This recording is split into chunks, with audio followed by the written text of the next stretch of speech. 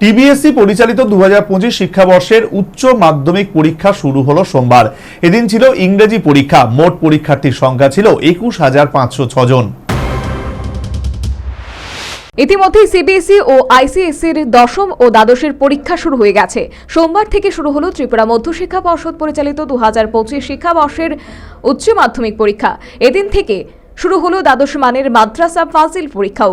দুপুর 12টা থেকে শুরু হয় পরীক্ষা। এর আগেই নির্দিষ্ট সময়ে পরীক্ষার্থীরা নিজ নিজ পরীক্ষার গ্রহণ কেন্দ্রে প্রবেশ করে।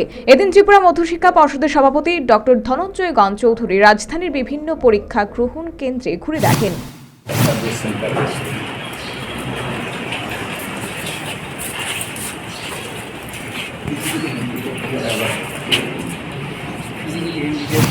সাংবাদিকদের সাথে কথা বলতে গিয়ে ত্রিপুরা মধ্যশিক্ষা পর্ষদের সভাপতি ডক্টর ধনঞ্জয় চৌধুরী জানিয়েছেন, এবছর উচ্চ মাধ্যমিক মোট পরীক্ষার্থীর সংখ্যা 21,506। সারা রাজ্যে 95টি ভ্যানু ও 60টি সেন্টারে উচ্চ মাধ্যমিক পরীক্ষা অনুষ্ঠিত হচ্ছে।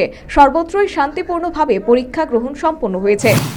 আজকে দ্বাদশ শ্রেণীর পরীক্ষা শুরু হলো ত্রিপুরা মধ্যশিক্ষা পর্ষদে।